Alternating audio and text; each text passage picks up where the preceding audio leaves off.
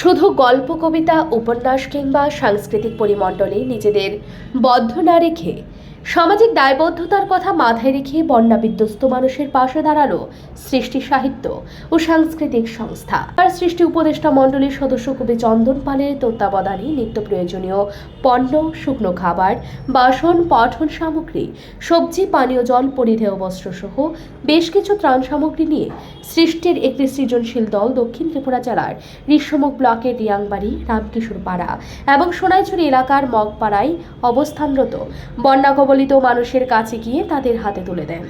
একাত্ম হয়ে তাদের সাথে কুশল বিনিময় করেন। তারা ঘুরে দেখেন ক্ষতিগ্রস্ত বিভিন্ন এলাকা।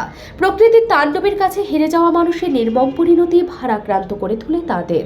কবি মাধুরী সরকার, কবি গোপাল বণিক ছাড়াও এই দলে ছিলেন সৃষ্টি সম্পাদক শ্রীমান দাস, শুভাকাঙ্ক্ষী রামু দত্ত, সুজয় দাস, প্রসেনজিৎ শীল শর্মা, গোপা চৌধুরী, সঞ্জয় চৌধুরী, স্পন্দন পাল সহ অন্যান্যরা। সৃষ্টির সেবাপরায়ণ সদস্যদের কাছে পেয়ে কান্নায় ভেঙে পড়েন দুর্গতদের কেউ কেউ। আগামী দিনেও সৃষ্টির এহেন কর্মকাণ্ড জারি থাকবে বলে সৃষ্টির পক্ষ থেকে জানানো হয়। Bureau report, digital Tripura.